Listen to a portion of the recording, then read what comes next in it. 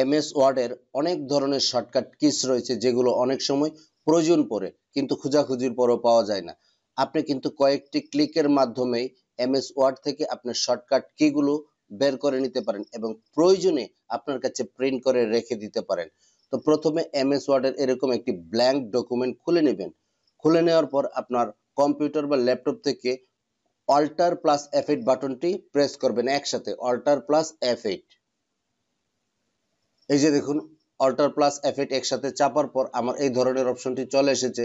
এখানে আসার পর আমরা এই যে নিচের দিকে যে অপশনটি রয়েছে অল অ্যাক্টিভ টেমপ্লেটস ডকুমেন্টস, এখানে আমরা ক্লিক করে দেব। এখান থেকে ওয়ার্ড কমান্ডে আমরা ক্লিক করব এবং এখানে আসার পর আমরা লিখব লিস্ট কমান্ড।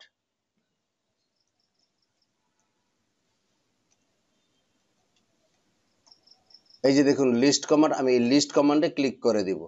দেওয়ার পর আমি এখন রানে ক্লিক করব। এখন আমরা ওকে তে ক্লিক করব।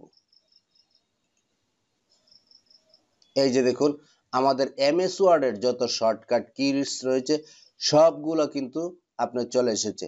এভাবে আপনি যে কোনো মুহূর্তে যে কোনো সময় আপনার কম্পিউটার থেকে এমএস ওয়ার্ডের শর্টকাট কি বের করতে পারেন এবং ইচ্ছে করলে কিন্তু আপনি প্রিন্ট করেও রাখতে পারেন।